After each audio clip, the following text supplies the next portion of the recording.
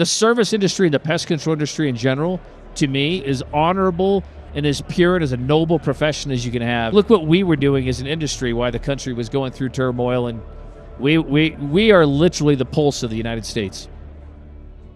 Hi, I'm Paul Giannamore. I wanted to welcome our new subscribers to the channel. You know, historically, Potomac TV has been focused on business and operational information and interviews for residential and commercial services business owners. But after the publication of the Sell-Side M&A Masterclass last month, my LinkedIn inbox has been inundated with a variety of different requests. So Dylan and I will be sitting down filming more extensive M&A masterclasses, both focusing on the sell side as well as the buy side. I intend to talk about the choice of process, delving deep into M&A psychology, as well as extensive buy side practice, approach, and due diligence. For those of you who have not subscribed, you can click below and subscribe to the channel. Furthermore, we've provided a link here in the description where you can get on our email distribution list. And if you do that, you'll receive an email right in your inbox with our latest publications. Feel free to put a comment below on the types of things you want to see. I mean, this channel is largely driven by you, the viewer, and what you want to see from us. Again, thanks for joining us here at Potomac TV.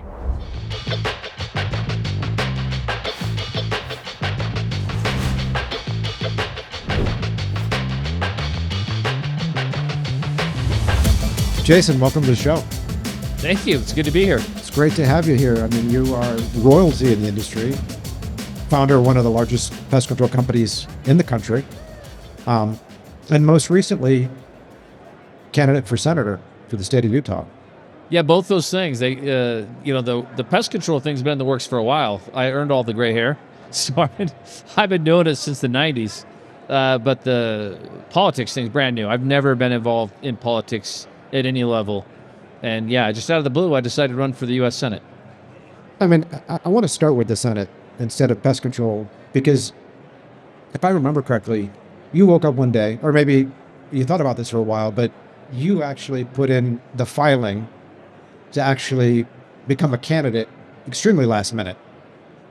Yeah, no, that's it. So I assume your question is to expound on that a little bit more. Like, how did I get there? Or why did I do it? Yeah. So what were you thinking? It was mounted frustration. So the truth is, when I filed, I didn't know really anyone in politics. I didn't have a staff. My friends and my coworkers didn't know. My partners didn't even know. I don't think they knew. And so, but there was a period of months there where I was just seeing corruption at every level of just people's inability to do the right thing just because it was the right thing to do. And every time I turned around, it was again, and it was again, and it was again. And the more I saw that, the more it just started mounting and building and mounting and building. And then I was worried about our country. So I'm an accounting major. When you bootstrap a company from your garage and, like you said, make it into a multi-hundred, if not billion-dollar enterprise, you know a thing or two about budgeting and about debt. So our debt is just, to me, and so looking at the direction that the country was going in debt and just the things that I think made America amazing and made America great. And that is the Constitution, that we're a constitutional republic.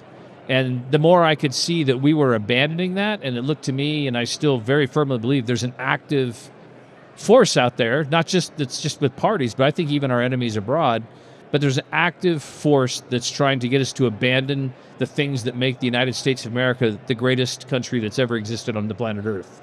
And so I could see that slipping away. I could see the socialist and Marxist ideas start creeping in. And I said, if not me, then who?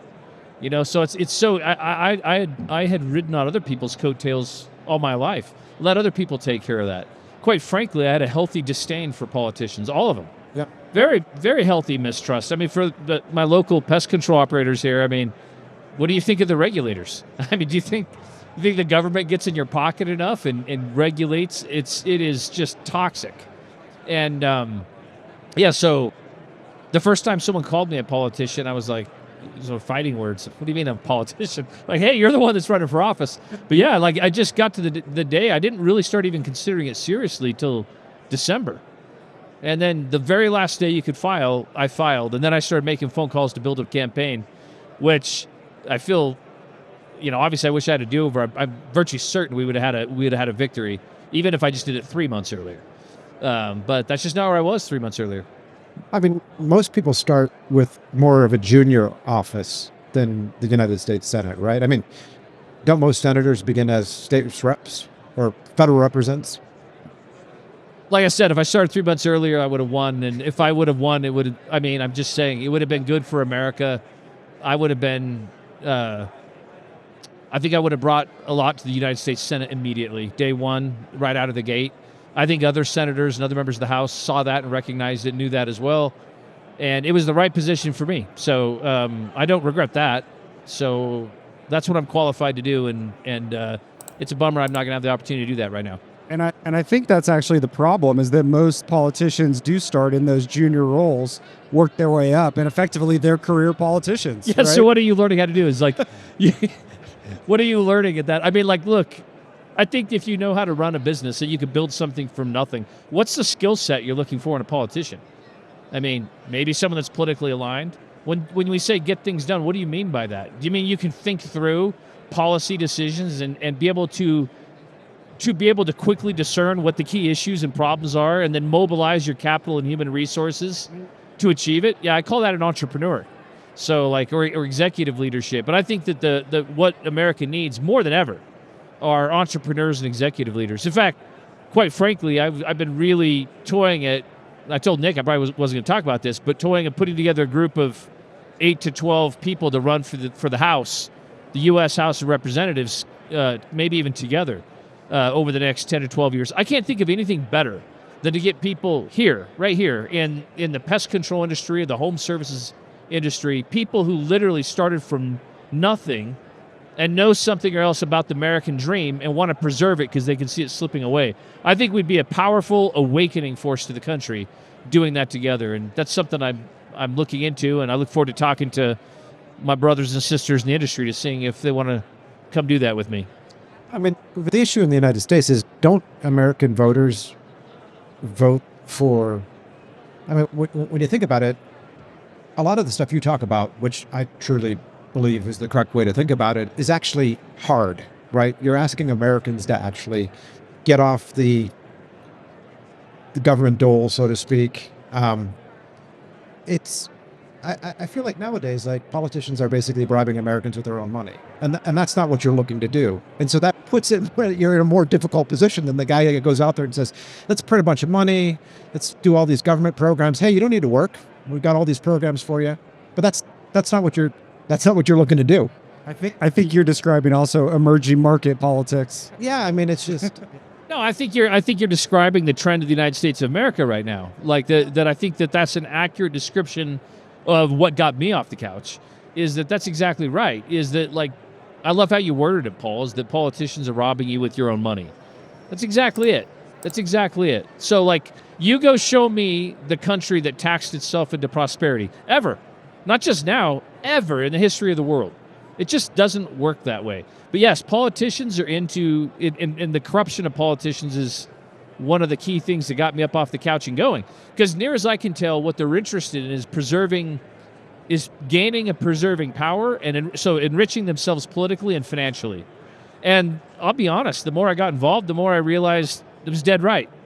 And even in the state of Utah, I can see that happening. And so right now I'm getting a lot more involved in the local politics of helping make sure that we clean up our own house in the state, at the state level, to make sure that Utah is preserved as a great place to live and raise families and do business. And right now, the main obstacle that we have is the federal government. I'm going to get into business here with you a second, but I'm going to ask you a question that probably no one has asked you on the campaign trail. And it's not controversial, don't worry. I've been asked so many things. I'm actually hope you do. I hope you can come up with something I haven't been asked yet. Okay, so I'm a U.S. national, but I've been an expat for over 15 years. And the United States and Eritrea are pretty much two of the only countries on the planet that have citizenship-based taxation, right? An American can't go abroad and experience residency-based taxation like pretty much anyone else on the planet can, which means that an American has to do the FATCA forms and FBARs and file tax returns and pay taxes on worldwide income Donald Trump came out a couple of weeks ago in the Journal and said he's finally made the decision that he wants to get rid of that. He wants to get rid of citizenship-based taxation and focus on residency-based taxation. I'm wondering what your perspective is on that. My perspective is that's so low on the totem Wait, hold pole. on. Have you been asked that question? Yeah. Really? Yeah, I Okay. have. Yeah. I mean, you know where I come from. Of course I've been asked that question. Okay. Yeah, I just think that's the type of question that, to me, is people in politics ask that question because they're trying to dodge what the real issues are. Just like saying you're going to tax the top 1% more. I mean, you know how much of that a problem that really solves? That's like going to, to Mount Everest and it's a bad analogy. It's one raindrop of water in an ocean. So, like, I don't want to even talk or even debate that issue because it's taking the focus from what we really need to be talking about to something that's just irrelevant at a national level. So if I had a tax policy that I thought was unpopular, then I would talk about something like that, something that's meaningless and affects a small amount of people. So, like, for me, that is not where I want to spend my time or effort, and I don't want to expend political capital on something that's so small. But I do wonder really how that, I have a belief that substantially negatively impacts the United States on the global stage. Tell me about it. Because it unduly inhibits individuals going abroad, taking posts abroad, because why do you want to get stuck with double taxation? And then it makes hiring a U.S. citizen very uncompetitive in low tax jurisdictions. So I personally think it's a big issue, but I completely get your point. Well, if it is, I'm just talking dollar-wise. So if dollar-wise that becomes to be something substantive, I believe in wise incentive-based laws. And so if you want people to go abroad, then make your policies and tax structure support that. If you don't want people to go abroad, then don't have your tax policies and structures support it. It's that simple. So the problem that we have with government is that they incentivize you to be indolent, do nothing, and not be productive. And so the one of the main themes that the government has to figure out is one, the role of government, which is to ensure the blessings of liberty and property to us as citizens. It's not to take care of everybody. That's not the role of government, in my opinion. So, because when the role of government becomes, we're going to take care of people who can't take care of themselves, you just incentivized everyone not to take care of themselves, right? So, and I know I'm saying it on a large level. I'm not saying, I don't want to be quoted out of context there, but it's the same thing. If I want people to encourage them to that foreign investment abroad, because I think that's what's in the best interest of the country, then I want a tax policy that supports it. If I don't want people abroad, then we don't want a tax policy that supports that. So to me, that's a policy that can change with the time, depending on what the United States feels like is in its best interest. How about DOGE, the Department of Government Efficiency? Is that something that you think can move the needle? I mean, you've been outspoken about how our wasteful government spends too much money, runs wartime deficits in a time of really economic prosperity. So what do you think about that? Look, I think if Elon Musk gets in there and he's like made the head of efficiency for the government, the question is how much power is he going to have? So he'll have the authority to do what? Mm-hmm. So because one of the things that people don't talk about right now is the power that the deep state has, right? The deep state is just the big pockets who control politicians. Come on, Jason, the deep state does not exist. my interaction in D.C., which is which is a decent amount at this point, is that politicians, first and foremost, are looking out for their own best interests. It's what I said earlier. They want to enrich themselves politically and financially. They are. So the issue is like when Boeing is coming and meeting before a committee, is that politician, if they're on whatever committee they're on, energy, are they actually interviewing for their next job? Right? So what kind of perks are their relatives getting? So then they're going to poll their constituents. And if their constituents, if they think it's going to make them become unelected, then it's going to change how they vote. So it was frustrating for me, the conversations I had with several of the people in D.C. who had to go take a poll to see if they were for the thing. They couldn't just say whether it was right or wrong inherently.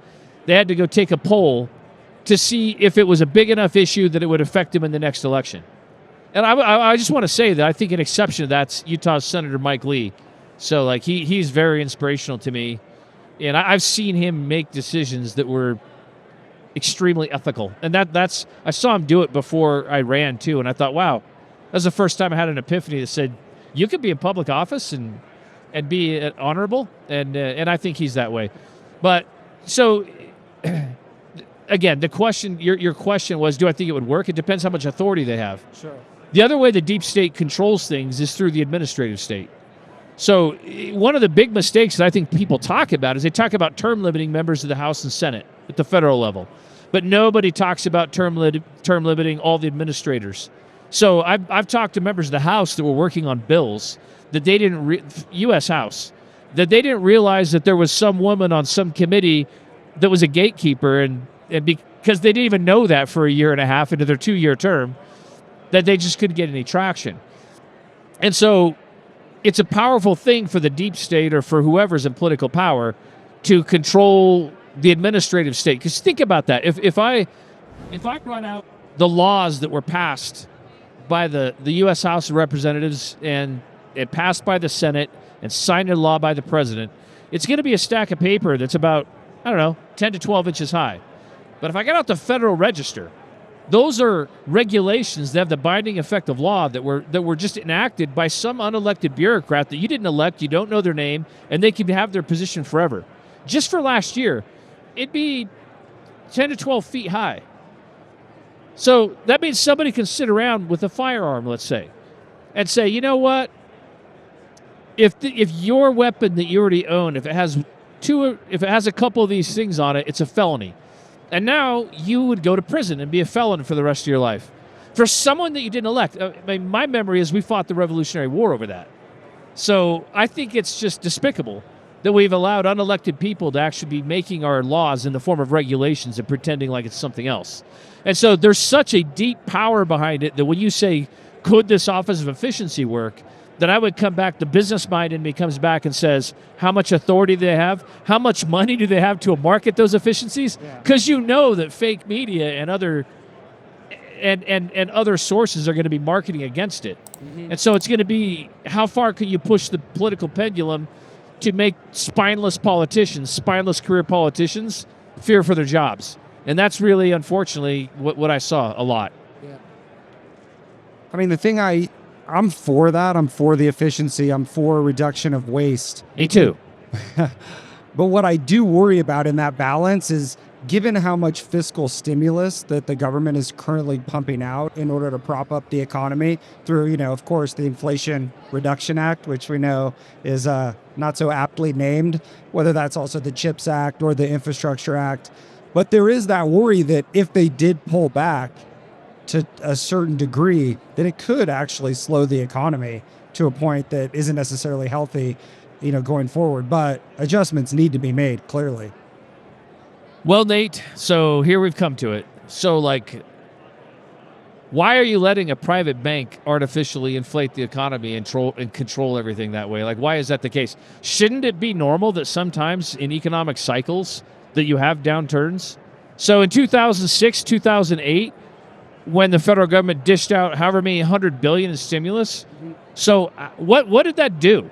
It taught people that you can do criminal things and make bad decisions and not pay the consequences for it. It's what I said earlier. How about we match the consequences and the incentives so that they match? What about the whole generation of people from that era that also see that there aren't consequences for what you do? I think it would have been much healthier for America if we suffered a little bit. And felt it's the cleansing that capitalism provides. You need to feel the consequences because you're going to pay the piper at some point. Mm-hmm. So I'm not afraid of the country going through economic cycles and having a rough time. I think it's healthy, and I think in the long run, it's in everyone's best interest. It's just so easy for someone to come in behind me and say, "Did you hear what Walton said? He's okay for the bad times." I'm saying that it is healthy to have normal economic-driven cycles. Sure. It's healthy, and it makes you make better long-term decisions for people, for families, for businesses, and for countries. And when you don't do that, then I think that you're actually planning for some dark days. I think the example that you're providing during the global financial crisis, when you had those bailouts, when you had that money printing, I think that actually sowed the seeds for the younger generation's distrust in capitalism, because that's not capitalism, right? And so what that does is it allows the wealth gap and wealth inequality to actually widen, because the people who would have been removed from their assets at that point are the wealthy asset holders, right? And so it's very anti-capitalism, but it's caused this distrust, I think. Yeah, you know what? This is why now that my campaign's over, it's fun to jump back into our industry, because I'm telling you, this is the pulse and the heartbeat of the United States of America. Like, it does not get better. If I had to do my career all over, I would do the exact same thing. It is the service industry and the pest control industry in general, to me, is honorable and as pure and as a noble profession as you can have. Yeah, I think look what we were doing as an industry, why the country was going through turmoil, and we are literally the pulse of the United States. So I want to jump into that here, pest control. You're kind of one of the OGs of the pest control space. We got the gray hair. Is that the gray hair? Or Yeah, you're it's making fun of exactly me. All right. I mean, but so many folks in this industry attribute a lot of their success to you. I mean, even David Royce talks about it publicly. Like, you staked him back in the day. You inspired him, allowed him to go on to do a lot of great things. But he's not the only one. So there's a lot of guys. But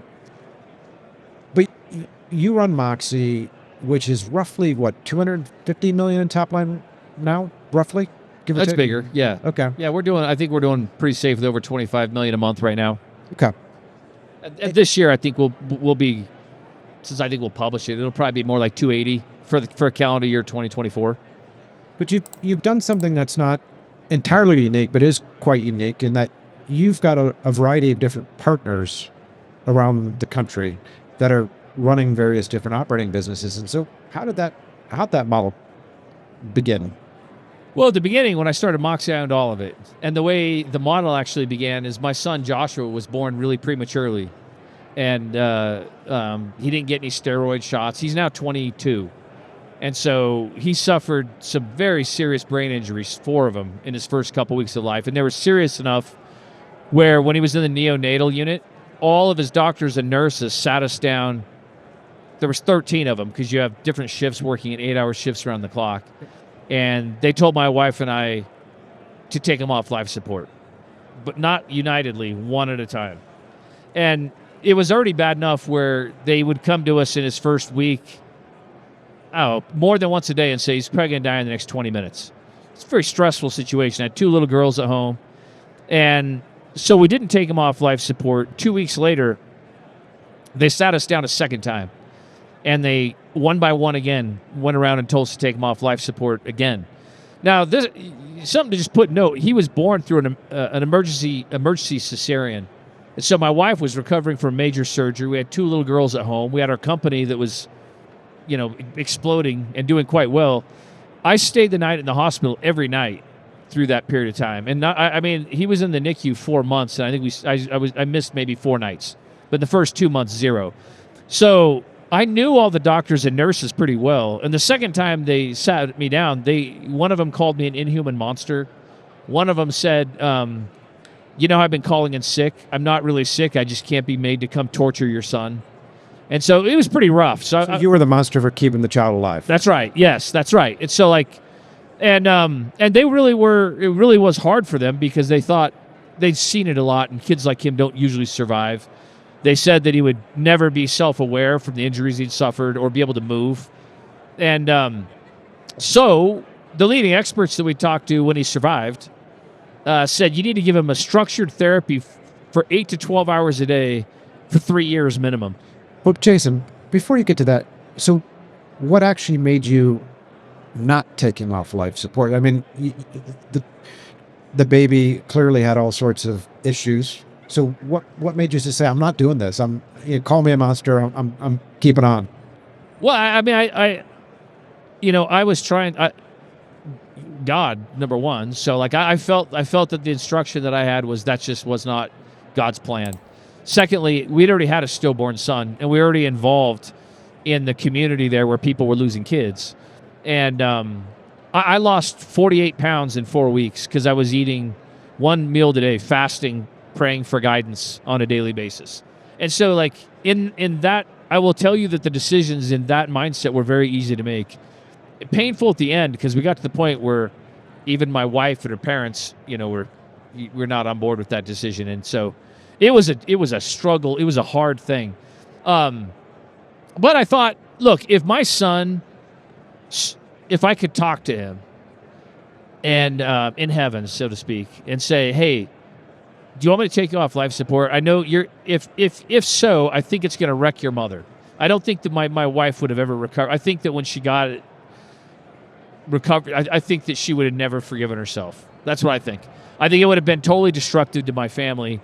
That's how I felt strongly that case. And I think my son would have volunteered for the suffering for his mom.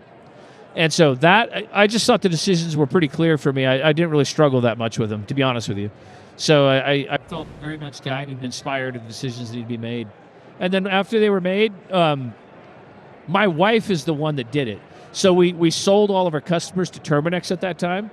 And then in that interim, to take care of people, I started the shared ownership model that we currently have. It was a way of apologizing to people for the fact that I was selling a business I wasn't wanting to sell.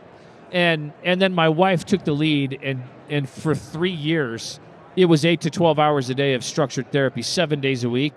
And then therapy beyond that went until he was 20, like a lot. And my he's now 22. He is a junior at Utah Valley University. He's a political science major, doing extremely well, lives on his own, totally independent. Was an intern, a highly valued intern for Senator Mike Lee in Washington, D.C. last year. He's brilliant. He has the best memory of any human I know, and he's funny. I mean, he's just an amazing young man. I wish he was here so you could meet him. He's a miracle story, and we're very blessed for that. But that is also what shifted us to the shared ownership model is during that time period, which has been fortunate. How great is it that you get to choose who you work with. They get to choose you too. Yeah. I have had the best career. My partners are unbelievably great friends. We got to know each other through hard times to see how we respond in hard things before we chose to be partners. And we all the time when we get together, we were just in Cancun for an operations retreat 3 days ago. We all got together, said, do we have the best career ever? We love hanging out with each other. We like each other. And we've done great and hard and difficult things together. And I think that we've had some modest bit in shaping an industry together.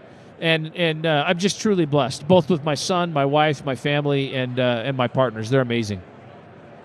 Have you seen his trips? I've heard about some of them. Iceland, Cancun. Yeah, so I had 2 of them in Iceland. Are you hiring? In September. Then we had Iceland we just got back from, and I was home like a few days, and then St. George, all work trips. Yeah. Not St. George, Cancun, all work trips. Yeah, those look like some great trips. Yeah. Well, Daniel Hedrick here is the one that heads that up, puts that together. He does a great job, our chief operating officer. So is there anything about your partner model, Jason, that you think is unique that's really created good incentives or a structure that's allowed it to be successful? Yeah, the first one is we have incredible partners. So like the actual individuals, I would take my partners, and they are qualified to be the CEOs of major corporations in any industry, all of them. And they run big segments. I mean, they run big businesses. They're amazing. So thing number one, who they were when I met them, or at least invited them to become partners, was something special. 2, the refining experience of starting something from nothing and building it is a refiner's fire, and so it's made them develop into be, they have a lot of grit. They have a lot of moxie, rather. And then number 3, well, I think those are the main 2. Like those 2 things are the main things I think that have shaped us into being successful. Did you know your partners for a number of years? Did they work for you before? Yeah, all of them. Yeah. Go ahead. As it relates to people, not just your partners, but throughout your organization, there's a lot of different philosophies in pest control. A lot of firms rely on great systems in order to really be efficient, get the work done, sell new business. And then a lot of firms, they're just all about the people. The systems and the SOPs can maybe come second. Where do you think Moxie is on that continuum? It's both, and I just totally challenge the concept that it's either or. Sure. So the highest priority is the people, meaning you can train people in systems. You can't train everyone, but you can train people in systems. You can't train people to like people. So like you have to go first, find the right people for the bus.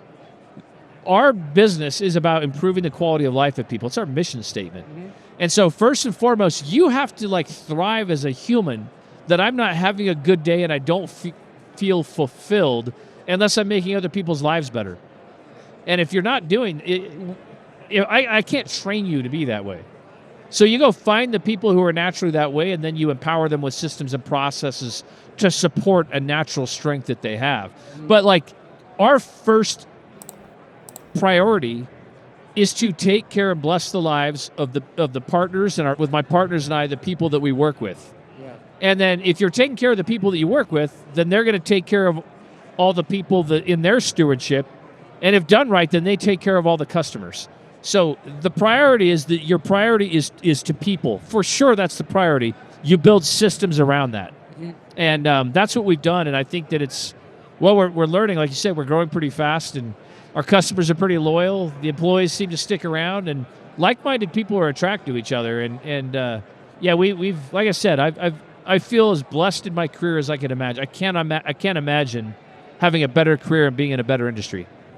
What were your aspirations for this business like 25 years ago?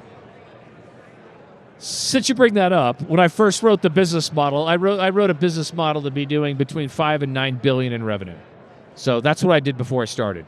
And so when I sold it, that was pretty tough when my son was born. And I had a hard time re-engaging. So really when I re-engaged with this shared ownership model with partners, the goal wasn't necessarily to get big anymore. It was just to go help them get squared away to have great lives. And then they just weren't content, and they wanted to do more. And then I'm like, all right, we'll dust off the playbook and we'll bring it back out again. And we'll kicking and screaming. They took you, right? Well, we'll see.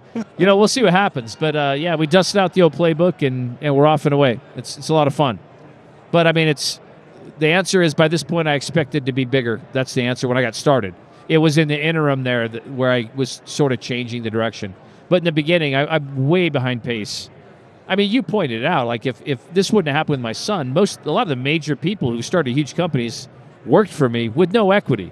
And so that all would have been happening under one umbrella. So I definitely think we were on the right track in the beginning. Well, what were some of your biggest learning lessons over the years as you've built this, right? I mean, not everyone's born to grow these businesses, and so you've had to learn a lot. So what are some of the bigger learning lessons you've had? Treat people right. So there's no, define success wisely. So I love the 7 habits of highly effective people. So habit 1, be proactive. Habit 2, begin with the end in mind. Write your own obituary. Write what you think people would say about you if they had a truth serum and had to tell the truth. And then live accordingly. Stop with this, I'm going to become that person later. No, do it now, like right now. And then surround yourself with people who are like-minded. Allow the gravity of humanity to attract people. Like-minded people are attracted. So go ahead and put it out there what your value systems are, what you will and will not do. And yeah, there's going to be talented people that repels. That's okay. In the long run, you're going to be happier, and actually your culture is going to flourish because you're not trying to force something. You're not trying to force a square into a triangle hole. Beginning with the end in mind is that one. And then just realize I'm my own creator. I can go do whatever I want. So I can learn from the people who went before me, the people who are around me, and I can reject the things that I disagree with and then go do it on my own. Next, you be principle-centered. So have your definition of success be that I'm going to be true to myself, and if I'm going to be true, my value, my actions are going to reveal my values. I want, if someone's watching me and they know nothing about me, to say, this person's honest, this person has integrity, this person's loyal, this person's hardworking. These principles that act in the world of human relations, just like physical laws like gravity, act in the physical world. There are laws. We can't maximize our own happiness treating others badly. It's just not the way it works. So you can't lie to your spouse or to your employees and be caught doing that and expect to have trust. No more than you expect to walk off a cliff and not fall. It's just not how it works. And so if you can figure out what key principles you want to value and then say, I want to make sure I'm valuing it first as a person, and I'm going to actually make goals and make commitments to see that that's happening in my own life, then I'm going to make it with other people in my family relationships and then in my organization. And then I'm going to teach that and encourage other people to adopt that similar philosophy within the organization. When that happens, something synergistic and wonderful happens, and it spreads like wildfire. There's no way that anyone could understand what I'm saying unless they've gone through it. Even if you're sitting in classes being taught it, there's no way I don't think someone can grasp it without living through it.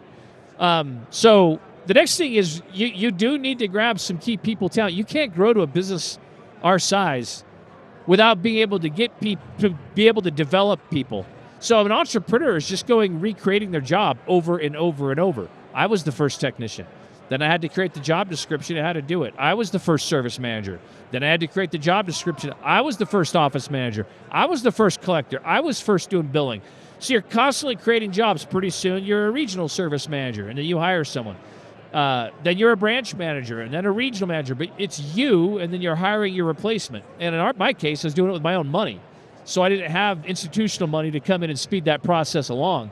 And there is no way that you can scale effectively in a long run with a healthy business unless you can at least five people who continue to have the ability to go beyond one or two levels of the Peter principle, meaning beyond being a service manager, branch manager, regional manager. Those are different skill sets. And so if you can't find the right people, it's not going to work. The problem is, can you develop the systems and processes that will sustain that growth? Can you do it within the constraints of a budget? And if you do that, can you do it with people who have your same values and can perpetuate your culture? And if you do that, then you run for the U.S. Senate and you try to bring that to the United States of America. Good. That was good. As you've scaled, what's gotten harder and what's gotten easier? And then I'll just add one other question onto that. How today can you use that scale to create a competitive advantage in your business? All right, which one? You want me to do the first one? The first one first. Repeat it if you would. What's gotten harder and what's gotten easier? What's gotten easier are problems. So for those of you who are business owners out here, pest control, do you remember the first time one of your people got in an accident in one of your trucks? And it was like the end of the world. You're like scared to death, thinking, oh, what's going to happen? No one's injured, but you're just terrified. And then now... I love the quote, business is problems. Yeah. Right? And your ability to effectively solve those defines your it. success. That's exactly it. So I have pretty thick skin. And it's not just from that. Over the last, I think we discussed this, last 3.5 years, my daughter took her own life. Sick, it was over Christmas. 1 year later, my brother, who was my creative director, my best friend, office next to him for 20 years, on New Year's Eve over Christmas, had a heart attack. He's younger than me by a lot, and he's in his 40s. Had a heart attack and died. And then 6 months later, my dad had a heart attack and died. In the middle of my campaign in May, a month before the primary, my mom, perfectly healthy, also died. Wow. So that's a lot. And so... And I know I'm not asking for anyone's pity, or I'm not a tragedy story. That's what happens in life. Yeah. I had great parents. I love my daughter. She loved me. I love my brother, and I value that relationship. I miss them deeply, but you got to come up with something pretty big now to ruffle my feathers.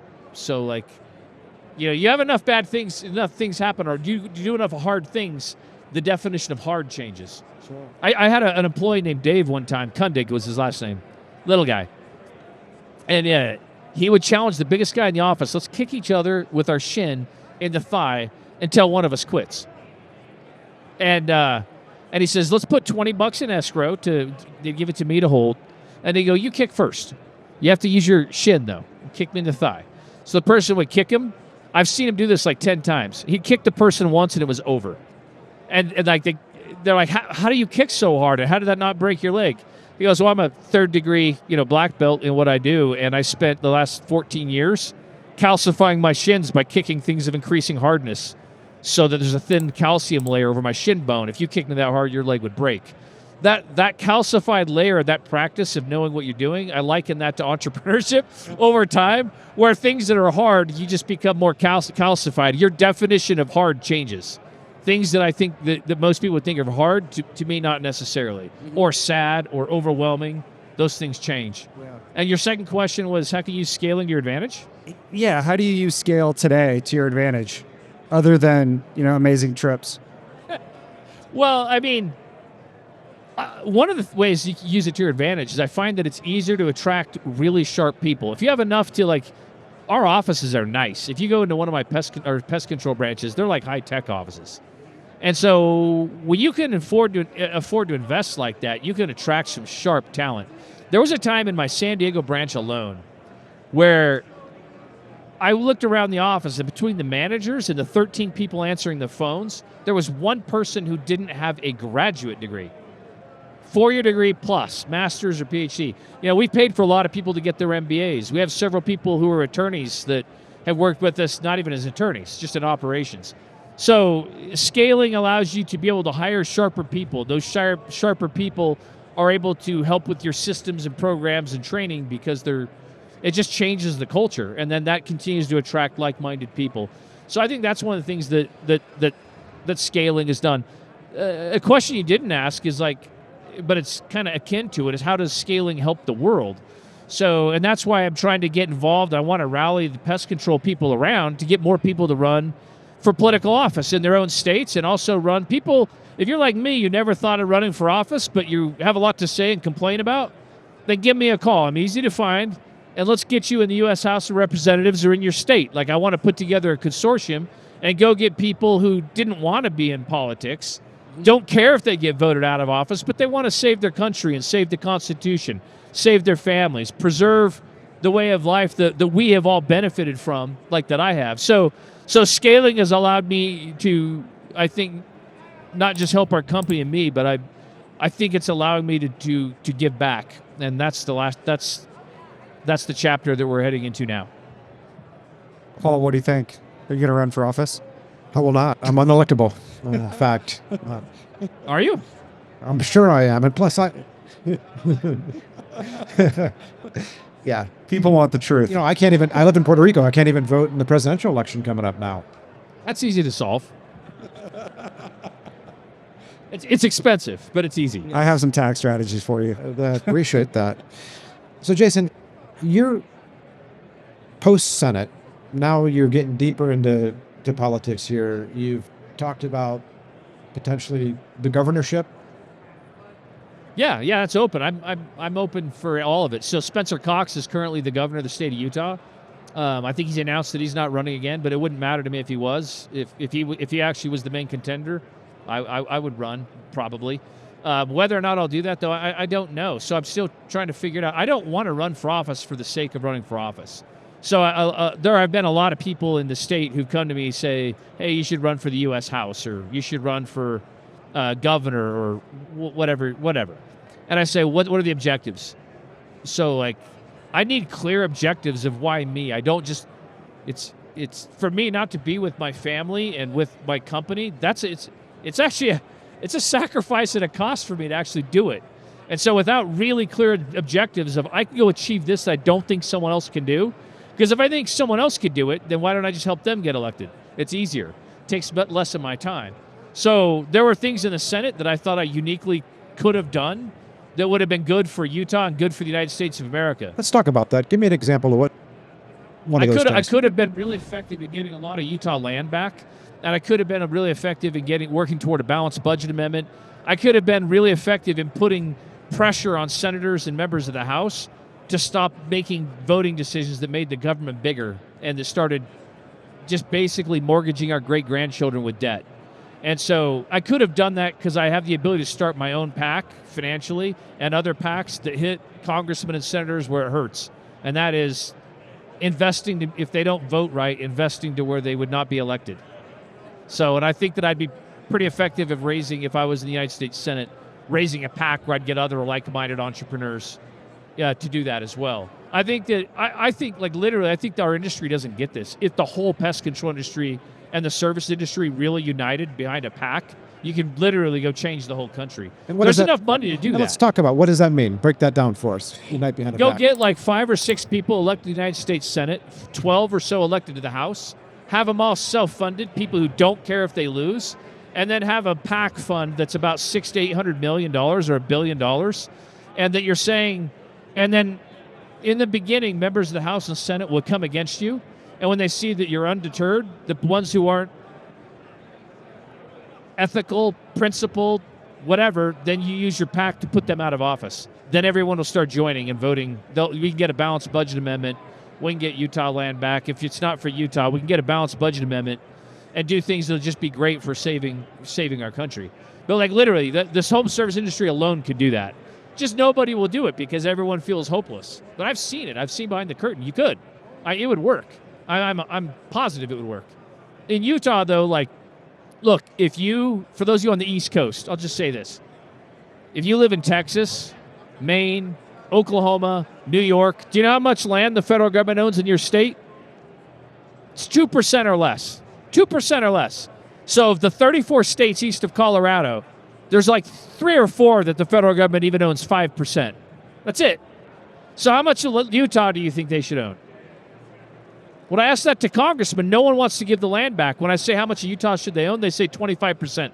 Federal government owns 67% of Utah. Now, the problem with that is every state has an enabling act when they're formed, and it says the property taxes from your state are what's funding the schools. They're just hurting kids. Utah has a low population. The East Coast is happy to say, no, we need to preserve the Utah land. I could break out a map right now. I'm not talking about arches and canyon lands and Zion's National Park. I'm talking about if you go to Utah County, where I live, there's nowhere to build houses, put in a water treatment plant. I'm talking about hundreds of thousands of sagebrush acres all over our cities where we can't actually do industry or move or have houses. And who loses for that? Kids. Kids lose. You're hurting children. And people aren't framing that issue very well. So I would have the ability to go in, probably put somebody out of office immediately just so they know I'm serious, and then say, call 14 other senators together, say I'm advertising in all 14 of your areas for this thing.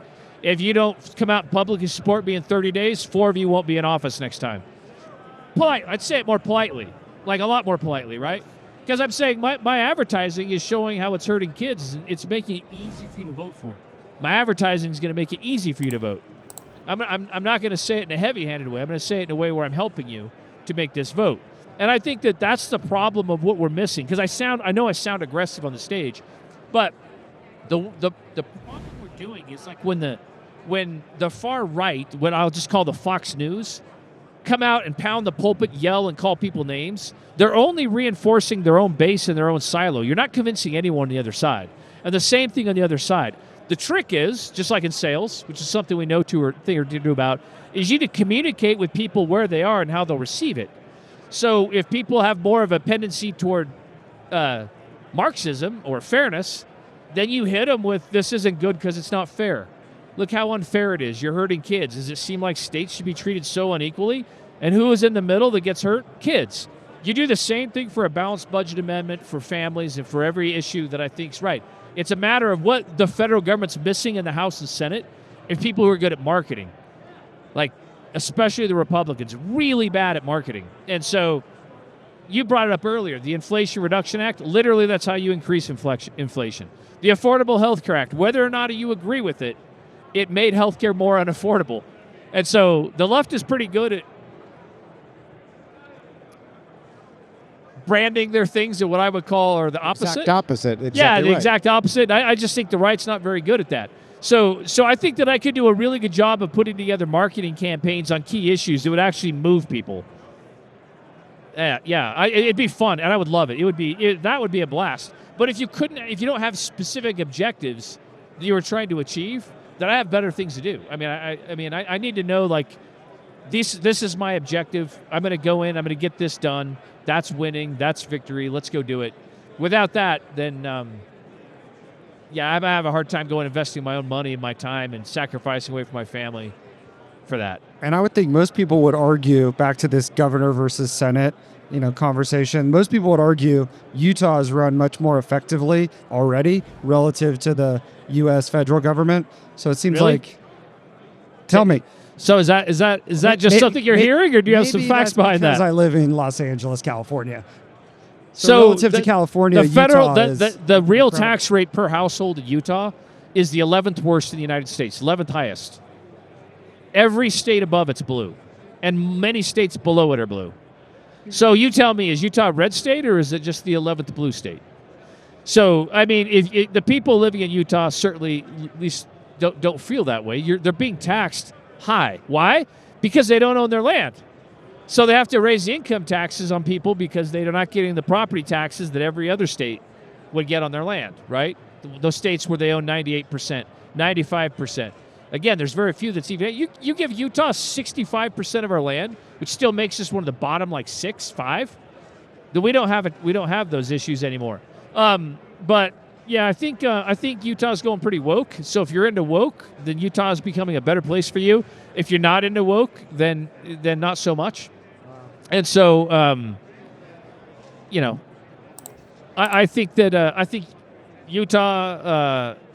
I think that there's a good chance to get targeted by Soros and other people. So the thing I'm actually working on now is I'm putting together a PAC. I'm getting together. As you point out, Paul, I didn't know anyone when I ran. Now I know a lot of people. So I'm talking with the senators from Utah. I'm talking the U.S. senators.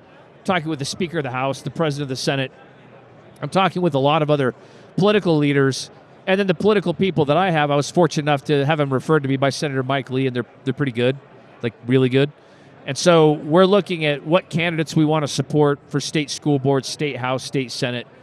And quite frankly, if you did a good enough job with that, then how would the governor get anything done if your people, if you can't get it through the House and Senate? So, we'll see what happens. I mean, there's so many great people and good conservatives in the state of Utah, and you know what? There's good people who aren't conservative too. So like, I'll take anybody who's just trying to do the right thing because it's the right thing to do, because we can have a civil, normal conversation, not being a career politician myself.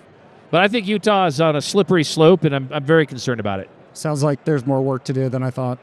There is more work to do. Well, Jason, you've been an inspiration for many folks in this industry. So we appreciate you joining us here today, and best of luck to you in the future. Thank you. It's been a lot of fun, and I can't wait to see you guys. I hope to visit you in Puerto Rico. Open invite, as I told you. Yeah, thanks Always for all good. the good work you do in our industry, and for just the awareness that you bring to the most honorable, best industry in the United States. Thanks, Jason. Thanks for joining. Thank you.